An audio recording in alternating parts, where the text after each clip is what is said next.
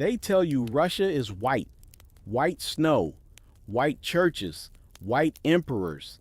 That's the image. Cold, pale, untouched by Africa. But here's the part they don't rush to teach you.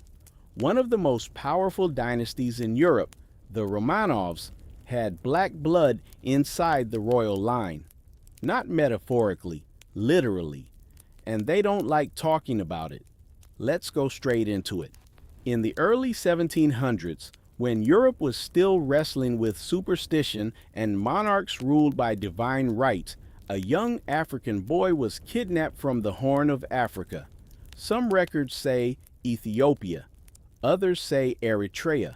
What we do know is this: he was black, and he was not born anywhere near Moscow. He was taken north, sold into the Ottoman court, then purchased or gifted to a man who would reshape Russia forever, Peter the Great. Now pause. Peter the Great wasn't some random duke. He was the architect of modern Russia, the man who dragged the country into European power politics, the emperor who built St. Petersburg, the reformer, the warrior. And he looked at this African child and did something completely unexpected. He adopted him, not as a servant, not as a novelty, as a godson. His name became Abram Petrovich Gannibal. And that's where history starts shifting. You weren't supposed to imagine a black African growing up inside the Russian imperial court, but that's exactly what happened. Gannibal was educated in France, trained in military engineering, fluent in mathematics, artillery science, strategy. He didn't become a mascot. He became elite. By the time he returned to Russia, he wasn't just another officer. He was a general, a nobleman, a landowner. Let that sink in. While Western Europe was building racial hierarchies that would later justify global exploitation, Russia had a black general at the heart of its aristocracy. And this wasn't some hidden footnote. He married into Russian nobility. He had children. Those children had children. One of those descendants, Alexander Pushkin, the father of modern Russian literature, the Shakespeare of Russia, the national icon, the man whose statues stand in public squares. Pushkin proudly acknowledged his African ancestry. He wrote about it. He referenced Gannibal as a source of pride. His darker complexion was visible in portraits, not erased, not hidden. But here's where the silence begins. You'll see Pushkin everywhere in Russia, but how often do you hear the words black ancestor, African general, Ethiopian bloodline? The statues stay. The context fades. Why? Because narratives shift when power shifts, and race became political currency in Europe. Now let's be clear. Russia was not some racial utopia. It had serfdom, brutality, hierarchy, exploitation. But it did not develop racial categories the same way Britain, France, and Spain did in their colonial empires. And that nuance gets buried, because the Western narrative prefers clean binaries, white Europe, black Africa, separate worlds. But history is rarely that neat. Abram Gannibal didn't just survive in Russia. He thrived. He commanded fortifications. He supervised engineering projects. He trained officers. He owned estates. He became part of the imperial machine. That complicates the story. And complicated stories don't trend in textbooks. Here's the uncomfortable truth. If Russia had built an overseas empire like Britain did, Gannibal's legacy might have been weaponized differently. He might have been turned into propaganda, proof of civilization, or some twisted imperial talking point. Instead, his story sits in a gray zone, too African to ignore, too Russian to dismiss, too elite to categorize. So what do institutions do with gray zones? They simplify, they minimize, they reduce. You'll hear Gannibal described as the Moor, a word that blurs Africa into something exotic and medieval. You'll hear him framed as an interesting curiosity in Peter the Great's court, but not as what he actually was, a black man embedded in the bloodstream of Russian nobility. That's not a footnote, that's structural. And it raises a bigger question. If one African could rise that high in 18th century Russia, what else have we misfiled? What other black figures in Eastern Europe were rebranded, diluted, or simply folded into silence? Because Gannibal wasn't a tourist. He wasn't passing through. He built something. And bloodlines don't lie. So when you see Russia painted as a monolith of whiteness, ask yourself, is that history talking, or is that modern politics projecting backward? Because the snow might be white, but the empire's story, not so much. And once you start pulling at that thread, the tapestry changes. But Gannibal was only the beginning. The real question is this: if a kidnapped African child could become a general in the court of Peter the Great, what does that say about the story we've been told about race, power, and Europe itself? And more importantly, why does that make people uncomfortable? The easiest way to control history isn't to delete it, it's to shrink it. You don't deny the African general. You call him an exception. You don't erase the bloodline. You label it irrelevant. That's how narratives stay intact. Because once you admit one crack in the wall, people start looking for others. And Russia's wall has more cracks than most realize. Let's move past Gannibal for a second. Zoom out. The Russian Empire was not a tiny, isolated European kingdom.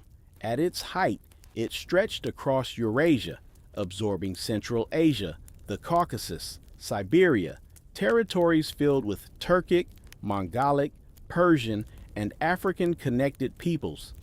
Russia wasn't just interacting with Europe, it was colliding with Asia. And Africa was never as distant from that equation as textbooks pretend. By the 18th and 19th centuries, Russian diplomatic missions were operating in Ethiopia. Orthodox Christianity connected the two regions through shared religious structures. Ethiopian monks traveled to Jerusalem, a city where Russian pilgrims and clergy were heavily present. Networks formed, exchanges happened. This wasn't fantasy, it was geopolitics. And geopolitics moves people. Here's what rarely gets discussed. There were African students educated in Russia long before the Soviet era. There were African envoys received with ceremony. There were African soldiers integrated into imperial units, not in massive numbers, but enough to matter, enough to disrupt the image. And that image is the real thing being protected, because national myths require clarity. They need archetypes. The Russian archetype became the pale Slavic warrior, the Orthodox Tsar, the fur-clad Cossack riding through snow. Strong image, but incomplete. Take the 19th century Russian elite. Aristocracy in St. Petersburg and Moscow spoke French fluently. They traveled across Europe. They intermarried with German royalty. Bloodlines were already mixed across borders. Yet when it comes to African lineage, suddenly the conversation becomes uncomfortable. Why? Because African presence disrupts the racial imagination Europe built later. By the late 1800s, racial science was exploding across Western Europe. Phrenology, hierarchies, social Darwinism, the myth that civilization flowed from white skin.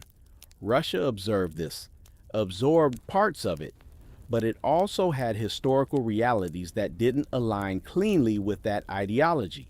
A black general in the imperial lineage doesn't sit comfortably next to racial purity. So over time, the framing shifts. Gannibal becomes a curiosity of Peter's eccentricity. Pushkin's African ancestry becomes poetic symbolism rather than biological reality. The empire's diversity becomes multi-ethnic, but rarely explicitly African. Words matter, labels matter, because if you say multi-ethnic, the mind imagines Tatars, Kazakhs, Armenians, not Africans. And yet Africans were there, sometimes as diplomats, sometimes as officers, sometimes as adopted sons of emperors. Now let's get deeper. There's a psychological layer to this. Europe built a narrative that positioned Africa as the receiver of history, colonized, acted upon, discovered. Russia complicates that narrative because here you have a case where an African is absorbed into elite power structures, not as labor, not as spectacle, but as infrastructure, engineering, military command, land ownership. That blurs the hierarchy, and blurred hierarchies make people nervous, especially in modern times, where race is often weaponized for political storytelling. Here's the tension. Western Europe developed overseas empires fueled by racial ideology. Russia expanded territorially over land, absorbing contiguous regions, different model, different dynamics. So when modern audiences try to compress all European powers into one racial storyline, Russia doesn't fit cleanly. That discomfort creates silence, and silence creates forgetfulness. But forgetting isn't neutral, it's selective. Think about this. If Gannibal had served in Britain instead of Russia, he'd likely be framed as Britain's first black officer in bold letters, a diversity milestone, a headline. In Russia, he's a historical footnote, not hidden, but not amplified. Why? Because amplification invites questions. Questions like, how did race function differently in Eastern Europe? How did orthodoxy shape views of outsiders compared to Western colonial Protestant models? How did African presence in Russia alter the simplistic black-white binary exported globally? Those questions complicate narratives, and complexity doesn't sell easily. But complexity is where truth lives. Now here's the part that really shifts things. By the time the Soviet Union emerged in the 20th century, Russia began actively positioning itself as an ally to African liberation movements. African students flooded into Moscow universities. Military advisors operated across the continent. Propaganda framed the USSR as anti-colonial. And buried within that political strategy was something older, a historical precedent of African presence in Russian society. It wasn't invented in the Cold War, it had roots, which means the connection wasn't opportunistic, it was layered. But once the Soviet Union collapsed, a new national identity project began, and identity projects simplify. They emphasize certain symbols. They downplay others. That's how nations stabilize narratives after chaos. So when you look at Russia today and see a homogeneous image projected globally, understand that image is curated, not fabricated. Curated, pieces selected, pieces minimized. And when pieces get minimized long enough, people forget they were ever central. But bloodlines don't vanish. Records don't evaporate, and ideas don't stay buried forever. Which brings us to the next layer, because if African presence existed in the imperial courts and diplomatic circles, what about the military? What about the front lines? What about the officers whose names don't sit in literature books? If Gannibal was the door, who walked through it after him? And why don't we talk about them? Power leaves records, and the military leaves the clearest ones. If someone wears a uniform, signs orders, commands men, their name lands in ink, which is why what you're about to hear matters. Because Abram Gannibal was not the last African to move through Russian power structures. He was the prototype. The 18th century was an era of rapid military modernization. Russia was transforming itself from a feudal monarchy into a disciplined imperial force. Engineering schools, naval academies, artillery divisions. The state needed brains, not bloodlines. Merit started to matter, not perfectly, not equally, but enough. And once a system opens even slightly, people step through. Throughout the 18th and 19th centuries, Russia maintained active contact with the Horn of Africa, particularly Ethiopia. Religious diplomacy played a huge role. Ethiopian Orthodoxy and Russian Orthodoxy saw each other as theological cousins, ancient Christian traditions outside Roman Catholic control. That connection wasn't symbolic, it was strategic. Russian advisors studied Ethiopian military structure. Ethiopian envoys traveled to Russian courts. And with diplomacy comes personnel exchange. Young men moved, some came for education, some for protection, some for opportunity. And here's what's rarely discussed.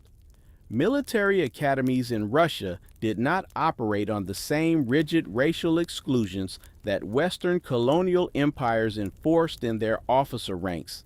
Britain, France, Spain, their colonial militaries were deeply stratified by race, officers white, troops colonized. Russia's empire was land-based, expansion eastward, southward, incorporation rather than plantation. So when Africans entered Russian society, particularly through elite sponsorship or religious ties, they weren't automatically coded as permanent outsiders. They were coded as foreign. There's a difference. Foreign can integrate. Permanent racial caste cannot. That distinction reshapes everything. By the mid-1800s, there were documented African origin individuals serving in Russian military capacities, particularly within engineering and artillery divisions. These were not large battalions. We're not rewriting the entire army's demographics. We're exposing something subtler, access. Access that contradicts the myth of a racially sealed Europe. And here's the psychological shift. When a society allows a visible minority into command structures, it alters perception at the top. Nobility began to see capability before phenotype, at least within certain contexts. That doesn't erase prejudice, but it fractures it. Now zoom into the Caucasus campaigns. Russia spent decades expanding and consolidating power in the Caucasus region. Modern day, Georgia, Armenia, Dagestan, Chechnya. This was not Western Europe. This was a crossroads of continents. Blackness did not register the same way it did in London or Paris. Skin tone existed on a spectrum across Central Asia, Persia, the Caucasus.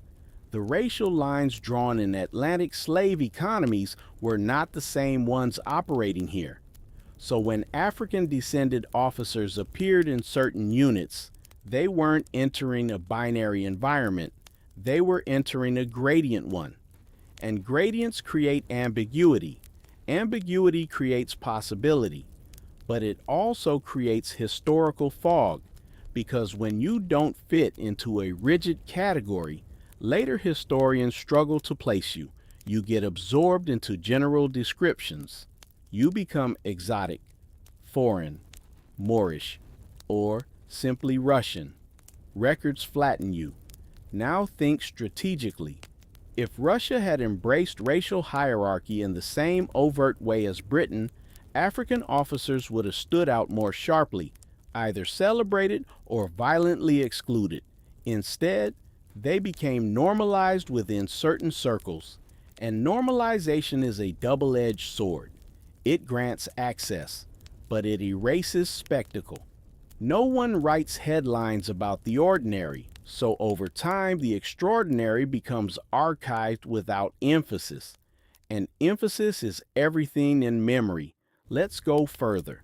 By the late 19th century, Ethiopia was resisting European colonization aggressively. The Battle of Adwa in 1896 shocked the Western world when Ethiopian forces defeated Italy. Russia paid attention, not casually, intensely. Military observers, advisors, and informal alliances strengthened. Ethiopia represented something powerful, an African Christian empire that refused European domination. That alignment wasn't random, it was ideological, and ideological alliances deepened military exchange. Russian officers traveled south, Ethiopian elites traveled north. Training occurred, ideas transferred, and within that flow were individuals whose names don't headline history books, but whose presence disrupted clean racial myths. Now here's the tension. Modern narratives often frame Europe's relationship with Africa through colonizer versus colonized. Russia complicates that frame, because while it was undeniably imperial in its own expansions, its relationship with Ethiopia and parts of Africa operated differently from Britain's or France's, which means African integration into Russian elite systems followed different pathways. Not plantation, not chattel, but patronage, diplomacy, religious kinship, military necessity, and those pathways produce different outcomes. But different doesn't mean equal. It means layered, and layered histories are harder to package, so they get compressed. By the early 20th century, revolution would tear the empire apart. Czars executed, aristocracy dismantled, titles abolished, and with that collapse, many nuanced aristocratic histories, including African lineage threads, dissolved into revolutionary simplification. Class replaced bloodline as the dominant story, and when class becomes the focus, ancestry fades. But fading isn't disappearance, it's dormancy. So here's the real question.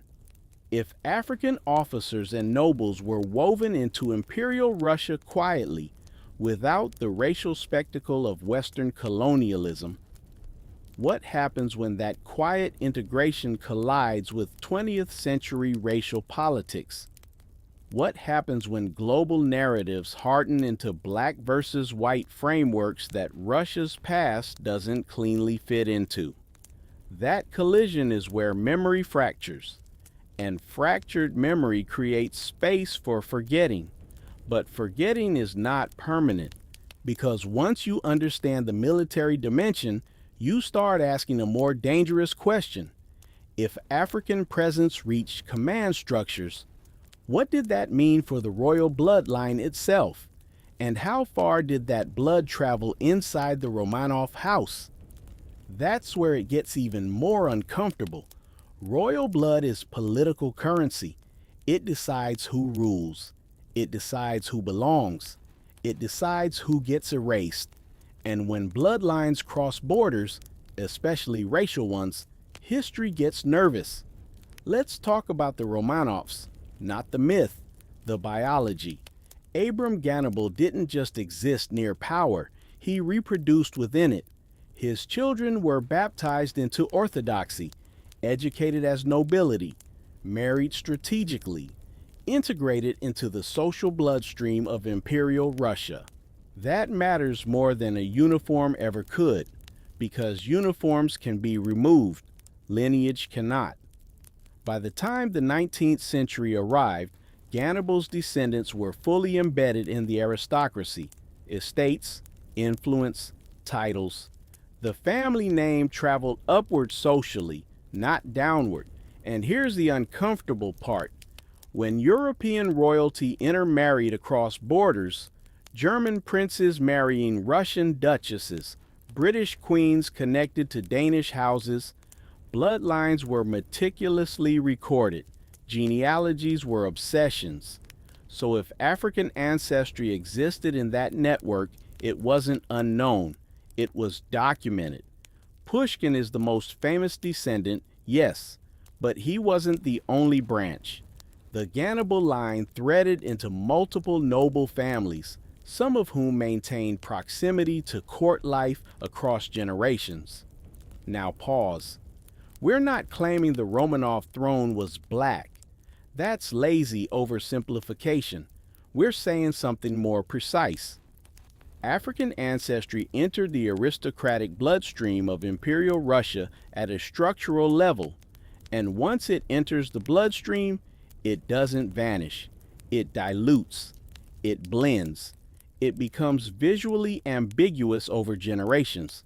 And ambiguity is powerful because racial identity in Europe has often been tied to visibility. If you can't see it clearly, institutions feel less pressure to address it. Over time, portraits lighten, descriptions soften, language shifts. Dark features. Exotic complexion. Moorish ancestor. Notice the pattern. Africa becomes aesthetic, not political. It becomes flavor, not foundation. But blood doesn't operate on aesthetics. It operates on inheritance. And here's where it gets psychologically interesting. European aristocracy prided itself on ancient purity, noble houses stretching back centuries. But in practice, royal blood was already a global cocktail. German, Scandinavian, Slavic, Byzantine, Mongol influence through centuries of expansion. African lineage simply made the cocktail visible in a way that disrupted racial hierarchies forming in Western Europe. That disruption had to be managed, not erased violently, managed quietly. You don't tear down Pushkin statues, you celebrate him, but you center his poetry. You don't emphasize his grandfather's African origins, you footnote it. That's narrative control, and narrative control protects identity. Now imagine being a 19th century Russian aristocrat aware that one of your celebrated national geniuses openly embraced African ancestry. That complicates any emerging ideology of racial exclusivity. So what do elites do? They universalize him. Pushkin becomes Russian genius, not Russian with African lineage. The modifier disappears, and when modifiers disappear long enough, memory follows. Now fast forward. The Romanov dynasty collapses in 1917. Revolution rewrites everything. Aristocracy becomes enemy class. Genealogical pride becomes liability. So entire bloodline conversations get suppressed, not because of race specifically, but because of anti-aristocratic ideology. Class war erases nuance. And when aristocratic memory is purged, so are its complexities. That includes African threads. But here's the twist. When the Soviet Union later positioned itself as a champion of global anti-colonial movements, African connections resurfaced, but selectively, not through imperial bloodlines, through revolutionary solidarity. Students from Ghana, Angola, Ethiopia, Mozambique flooded into Moscow universities. African leaders were hosted with ceremony. Images circulated of black students walking Red Square. It looked new. It wasn't entirely new. There was precedent, but the precedent wasn't highlighted because imperial history contradicted revolutionary messaging. So again, selective framing, different era, same mechanism. What's fascinating is this. Russia's relationship with African identity has never followed the Western colonial script neatly. It oscillated. Integration through patronage, suppression through class revolution, reintroduction through ideological solidarity. And within all of it, the early African noble thread sits quietly at the foundation, too embedded to deny, too inconvenient to headline. Which brings us to something deeper than genealogy: identity myth-making. Modern nations curate simplified origin stories. Russia's story emphasizes Slavic roots, Orthodox resilience, Eurasian strength. It does not center African ancestry, not because it's fictional, because it complicates cohesion. National identity thrives on clarity. African lineage introduces gradient, and gradients require explanation. Explanation requires nuance.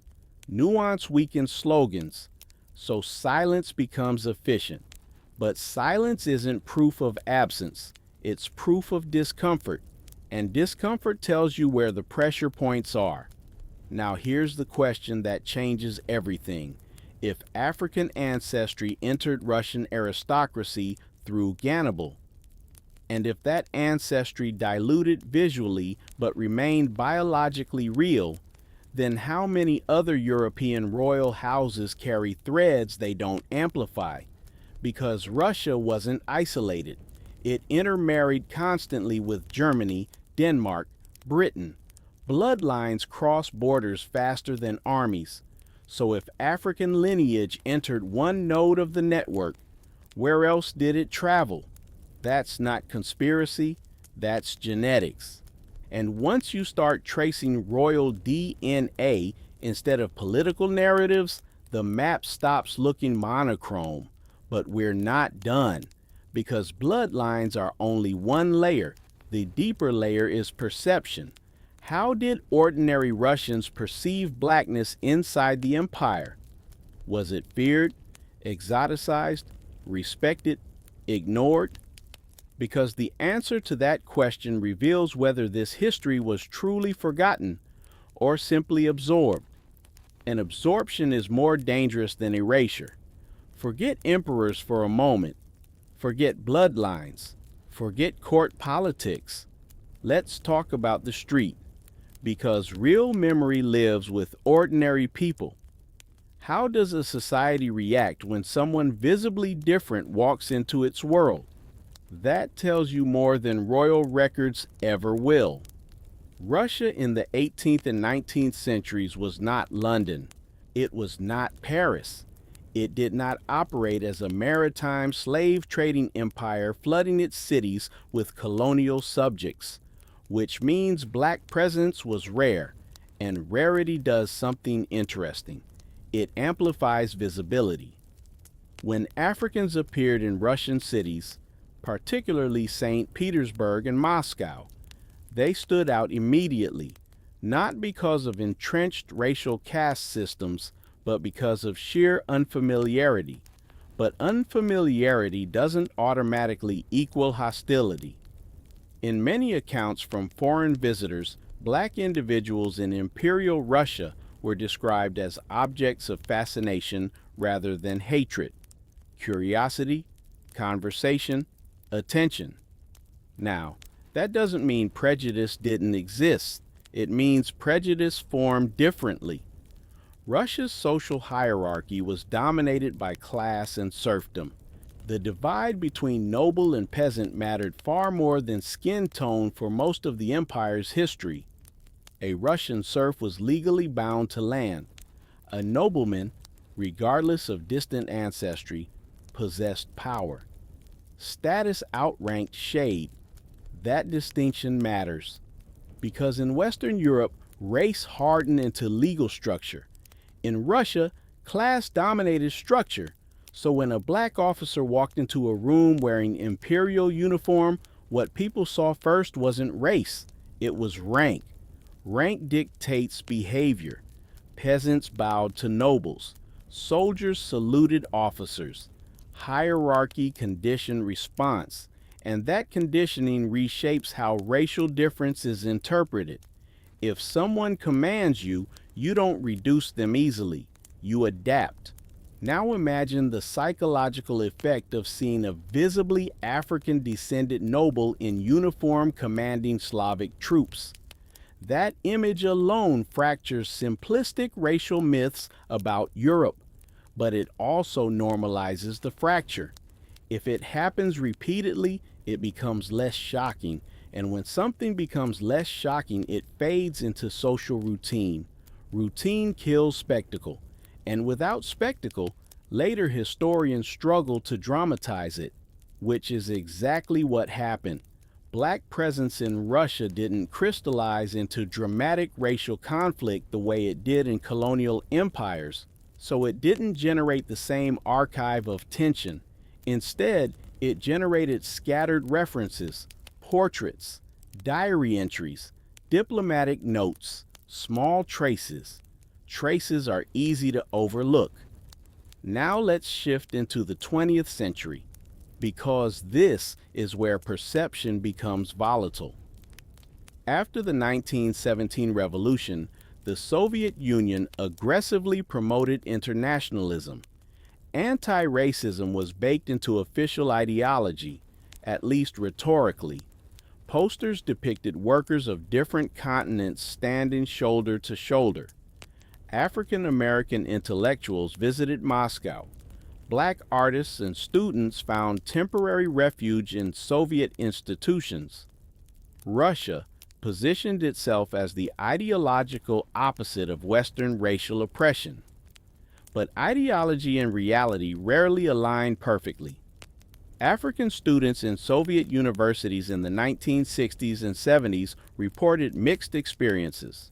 Some felt embraced as symbols of solidarity. Others described isolation and ignorance, not systemic racial caste, but social awkwardness, stereotypes, occasional hostility. Here's the nuance. Because Russia never developed large-scale racial segregation laws, it also never developed large-scale racial integration culture. So interactions were often improvisational. People were learning in real time, and learning in real time produces clumsy outcomes. But here's what's crucial. Even during the Soviet era, references to Abram Gannibal and African imperial lineage were not weaponized politically. They weren't erased. They weren't celebrated aggressively. They simply existed. Low volume, low amplification, which suggests something important. This wasn't a secret being buried. It was a complexity being deprioritized. There's a difference. Burial implies danger. Deprioritization implies inconvenience. Now let's fast forward again. Modern Russia emphasizes cultural continuity, orthodox revival, historical strength, national pride. That framework doesn't naturally foreground African ancestry in its imperial past. Not because it's threatening, because it's not central to the current narrative arc.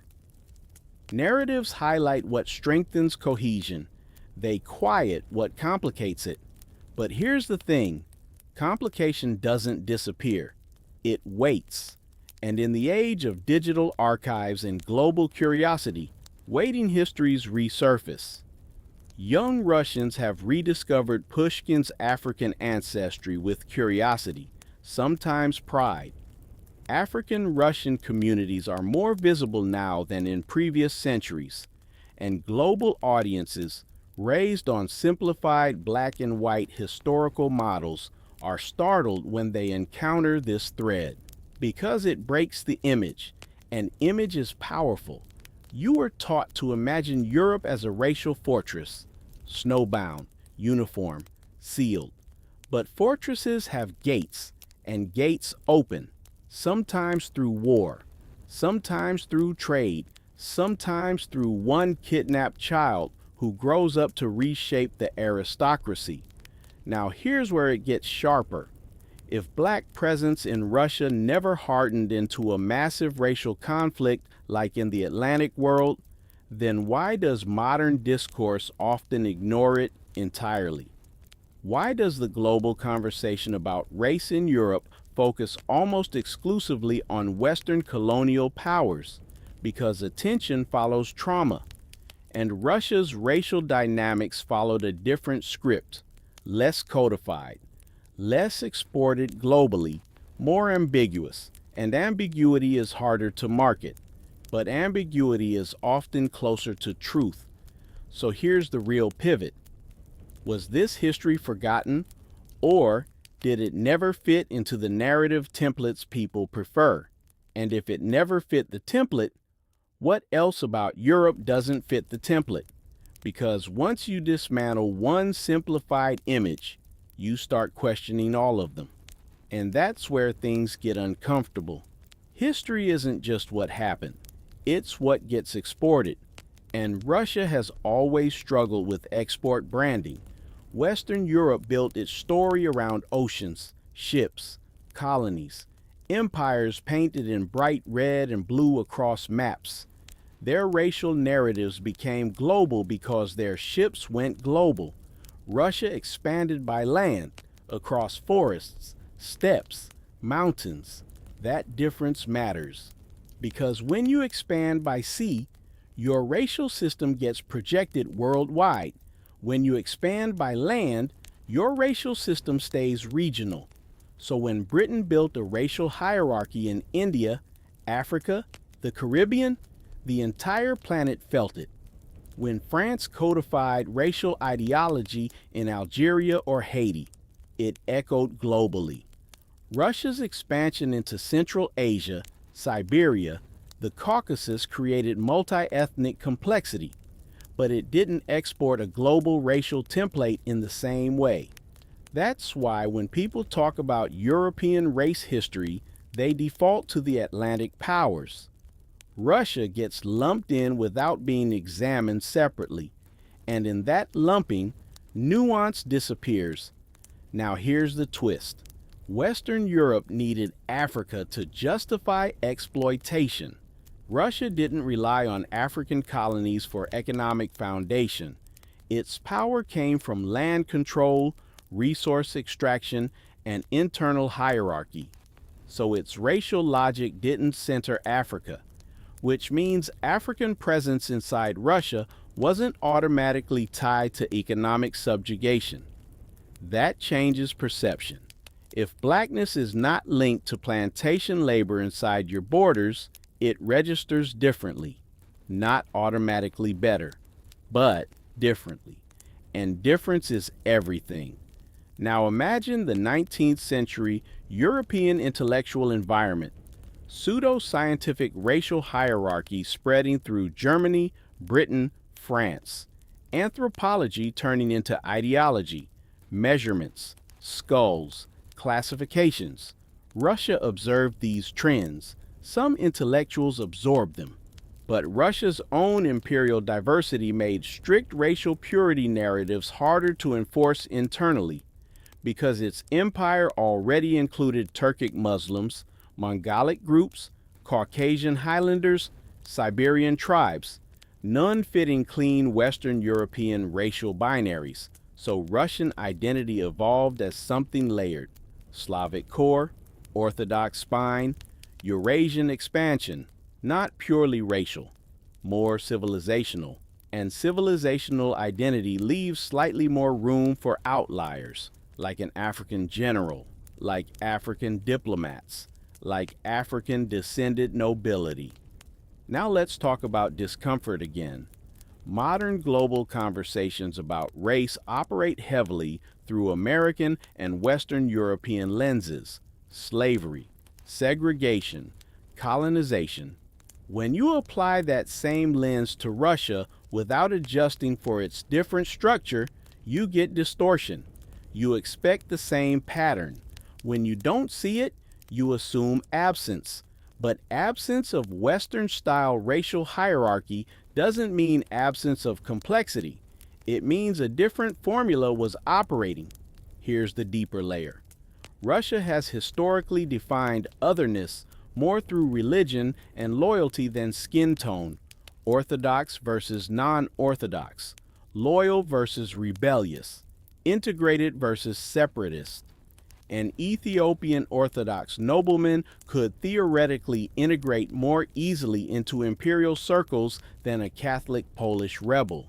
That hierarchy wasn't about color first, it was about allegiance, which reframes African presence entirely.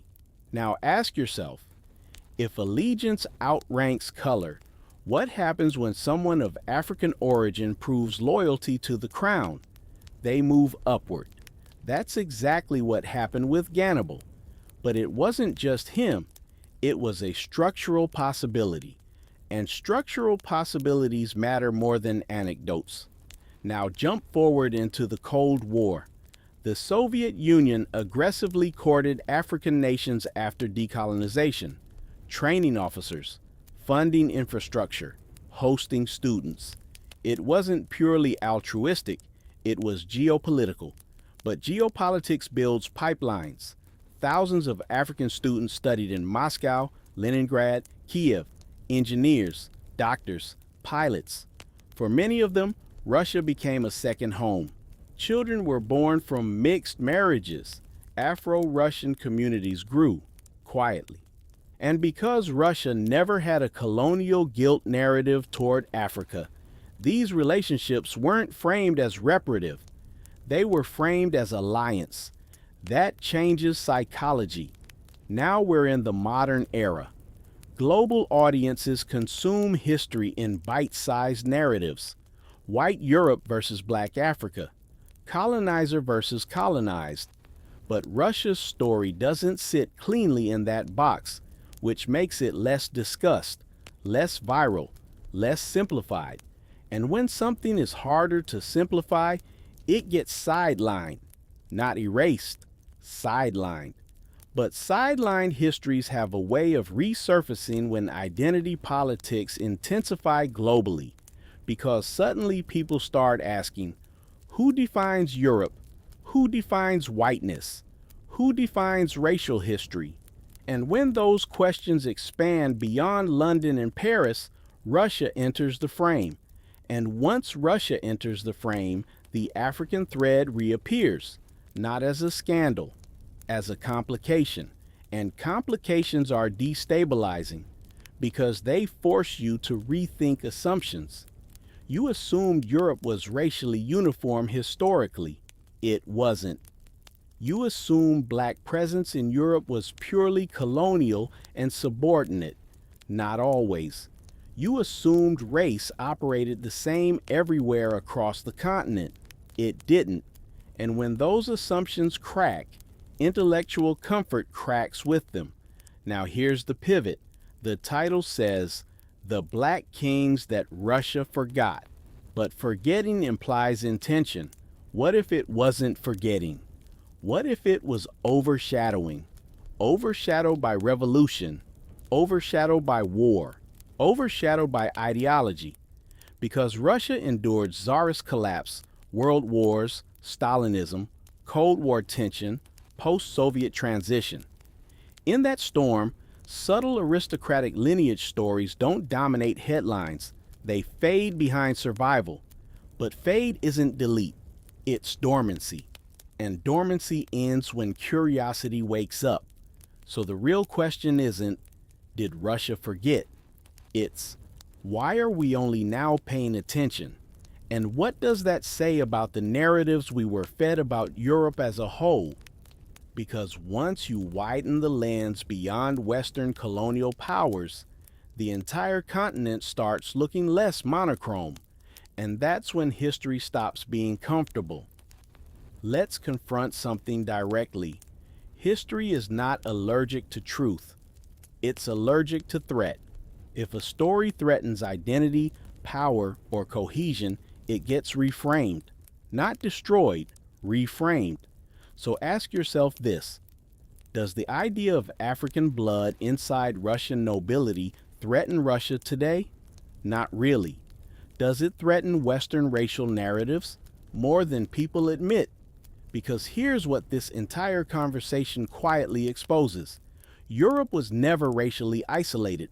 Not Russia, not France, not Spain, not Britain. Movement has always existed.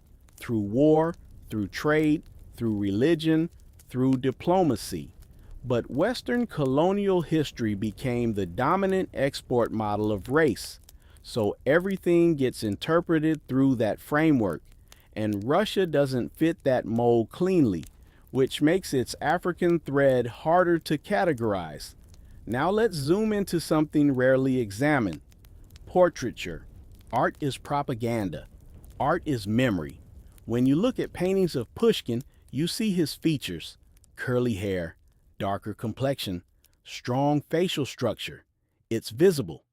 But the framing in museums emphasizes literary genius, not ancestry. Subtle shift. Ancestry becomes background texture, not foreground narrative. Why? Because foregrounding it changes the conversation. It forces acknowledgement that Russian identity is more layered than assumed, and layered identities challenge nationalist simplifications everywhere, not just in Russia. Here's where it gets even more interesting. European aristocracy historically guarded lineage purity obsessively.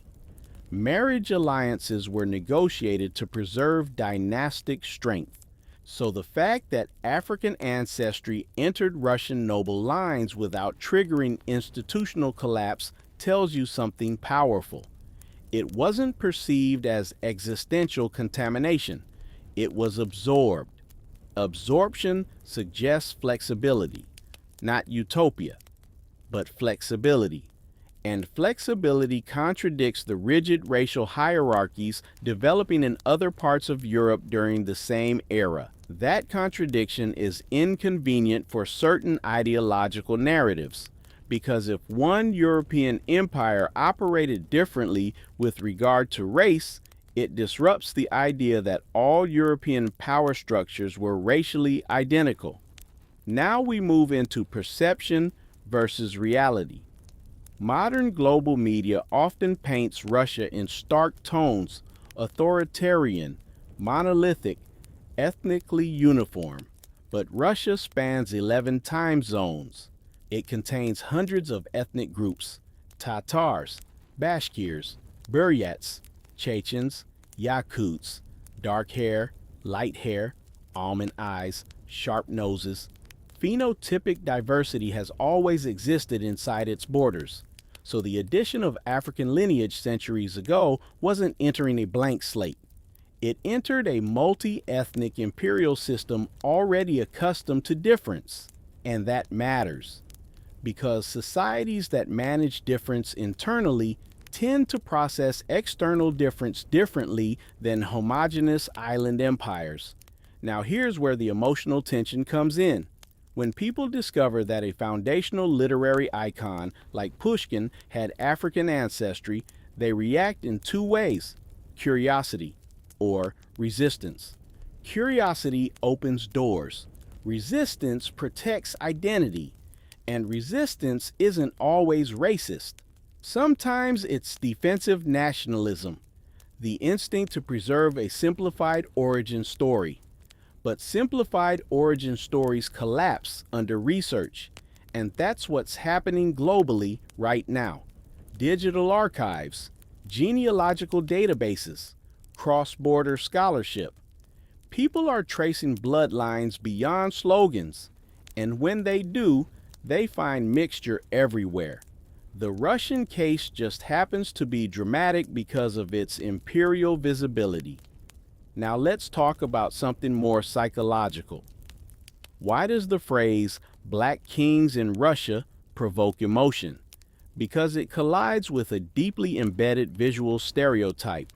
Snow versus sun, pale versus dark, north versus south. The contrast feels dramatic, and drama drives engagement. But beneath the drama is something quieter. Human movement has never obeyed climate maps. It obeyed power, faith, opportunity. If Peter the Great saw potential in an African child and integrated him into elite structures, that wasn't climate. That was strategy. And strategy reshapes societies. Now think long term. Once African ancestry entered Russian aristocracy in the 1700s, it became mathematically irreversible. Even diluted over generations, it existed.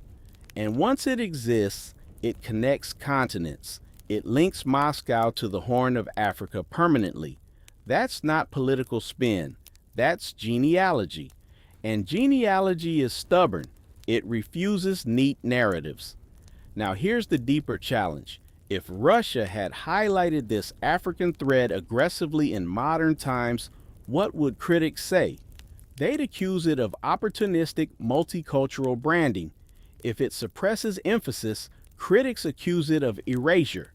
So often, institutions choose neutrality, minimal amplification, minimal commentary. Let it sit in archives. That neutrality can look like forgetting, but sometimes it's simply strategic silence. And strategic silence isn't always malicious. Sometimes it's about avoiding unnecessary destabilization, because identity politics are volatile. And once race becomes central to discourse, nuance gets sacrificed.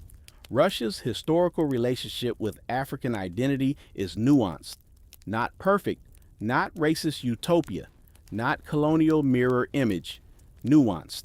And nuance is fragile in polarized conversations. Now here's where this entire story pivots. We've been asking whether Russia forgot its black kings.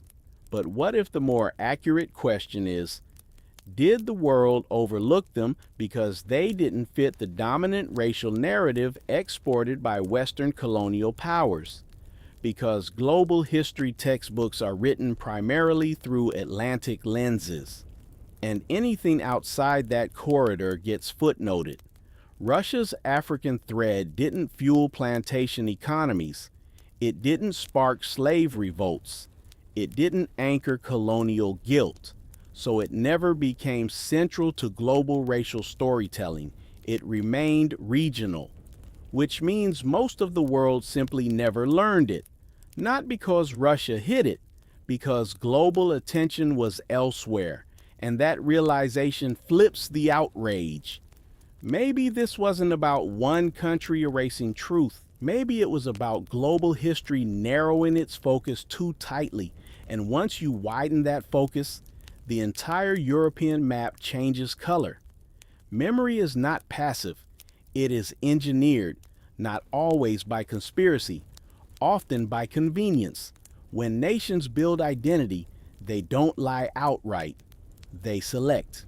They elevate certain symbols. They dim others. They decide what represents the soul of the country, and the soul of Russia, as marketed globally, has a certain aesthetic. Orthodox domes under snow, imperial double-headed eagles, czars in fur, soldiers in gray coats. That aesthetic became exportable, and exportable identity is what sticks. Now ask yourself this.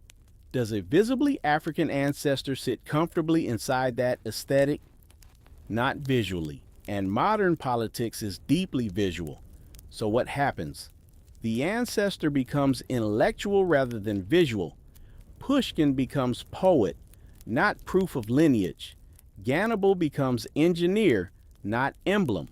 That's how memory is filtered. Not erased, filtered.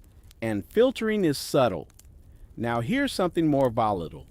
In the 20th century, race became a weapon globally. Nazism codified it brutally. American segregation broadcast it loudly. Colonial revolutions fought against it violently. Race became a battlefield concept.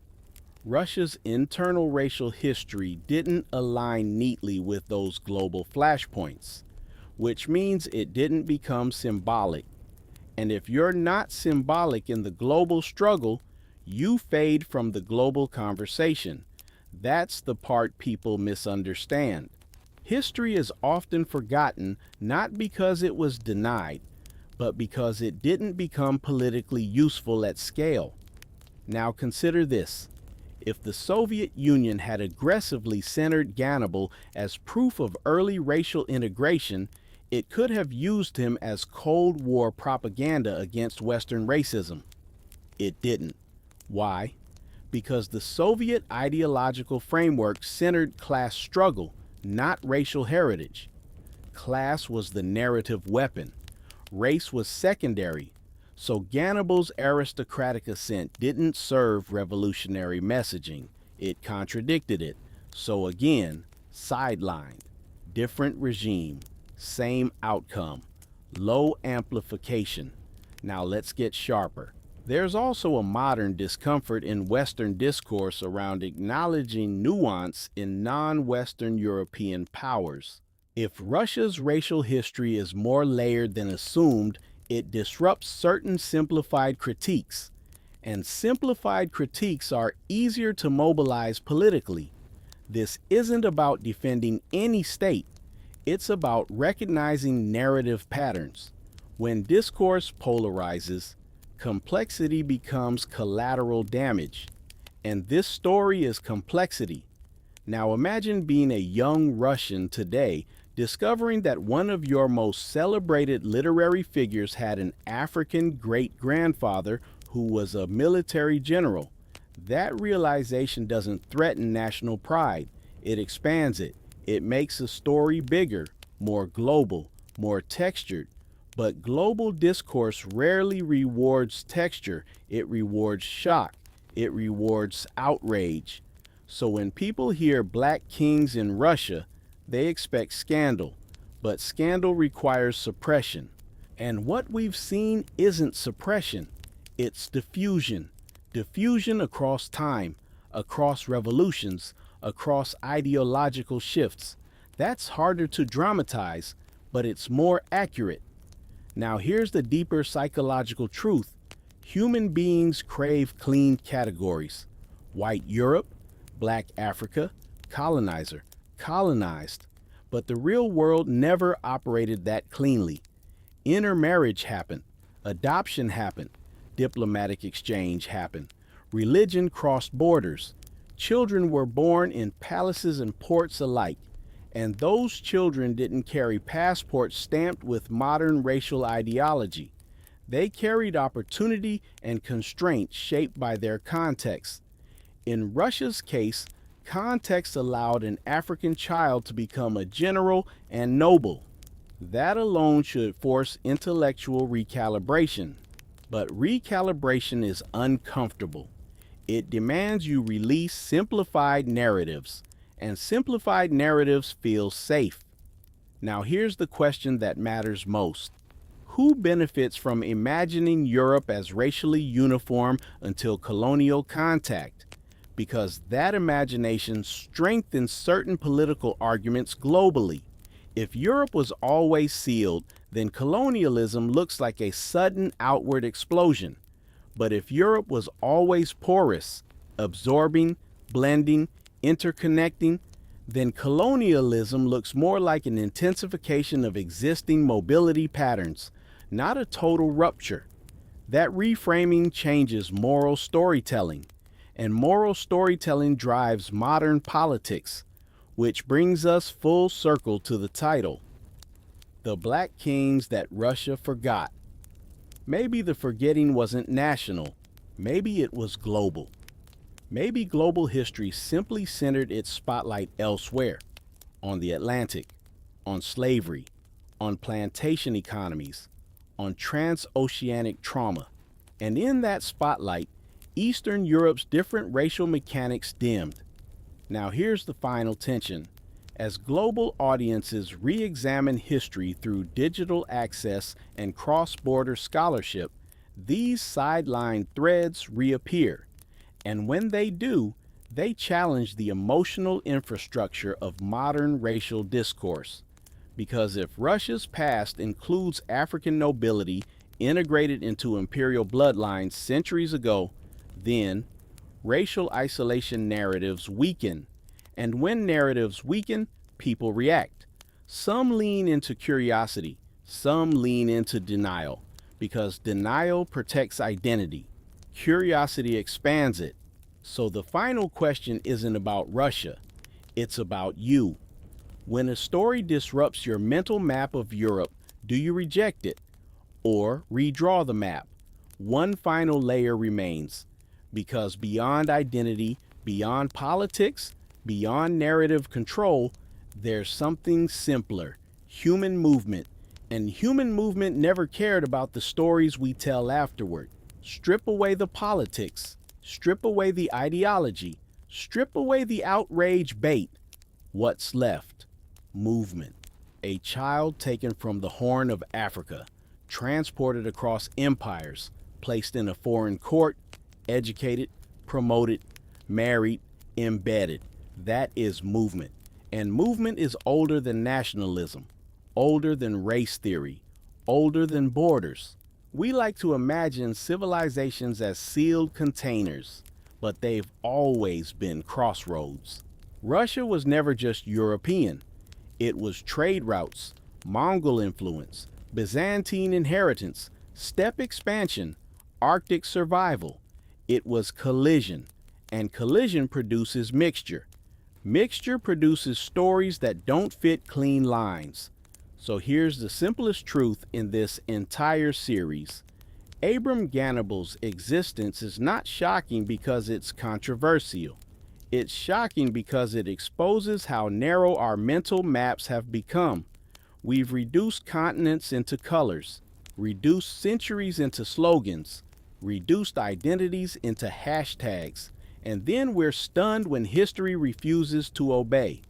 Now zoom out to the largest scale possible. The Romanov dynasty ruled for over 300 years. Wars, famine, expansion, reform, collapse. Within that timeline, African ancestry entering the bloodstream of nobility is not a myth. It's a data point, a real one. And data points don't care about narratives. They just sit there, waiting to be noticed. Here's what makes this story powerful. It doesn't require exaggeration. It doesn't require fantasy. It doesn't require secret conspiracies. It simply requires acknowledgement. Acknowledgement that Europe was never as racially frozen as modern discourse suggests. Acknowledgement that identity is shaped by context, not destiny. Acknowledgement that movement precedes ideology. And once you acknowledge that, something shifts. Because if Russia, a country stereotyped globally as racially uniform, carries documented African threads inside its imperial past, then uniformity everywhere becomes suspect. Uniformity becomes performance. Now let's talk legacy. Legacy is not what governments advertise. Legacy is what survives in blood, in literature, in architecture, in language. Pushkin's words are still recited. Gannibal's estates still stand in record. Russian archives still carry the documents. Nothing was burned. Nothing was scrubbed. It simply wasn't amplified. And amplification is controlled by relevance. For centuries, this detail wasn't relevant to survival, war, revolution, or global positioning. So it rested. Now it's relevant because we live in an age obsessed with ancestry, DNA kits, genealogy forums, identity reclamation, global diaspora conversations. The world is retracing bloodlines everywhere. So naturally, this one resurfaces too. Not because Russia suddenly remembered, but because the world started looking. And when you look closely enough, borders blur. Now here's the uncomfortable closing truth. If we can accept that African ancestry entered Russian aristocracy centuries ago without collapsing the empire, then maybe racial purity narratives were always more fragile than advertised. Empires survive mixture. Dynasties survive mixture. Cultures survive mixture. The fear of mixture is modern amplification, not historical inevitability. And that realization destabilizes more than just Russian stereotypes. It destabilizes every simplified European origin myth, which means this story isn't really about Russia. It's about perception. Perception built through repetition. Repetition built through selective spotlight. The spotlight pointed west for centuries. Now it's widening, and as it widens, forgotten gradients appear. Snow isn't erased by sunlight, it reflects it. Russia's story reflects Africa's presence in ways most people never thought to examine. Not loudly, not dramatically, but undeniably. So were there black kings in Russia? There was an African-born noble who became a general and whose blood entered imperial lineage. There were African diplomats, students, officers, and communities woven into the fabric of empire and beyond. Not a fantasy kingdom, not a hidden dynasty. A thread, a real one. And threads matter, because pull enough threads and entire tapestries change shape. Now here's the final question, the one that lingers after everything else fades.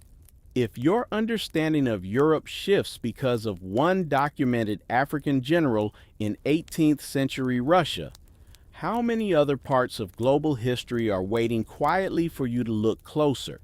And once you do, will you cling to the old map or redraw it? That choice isn't Russia's, it's yours.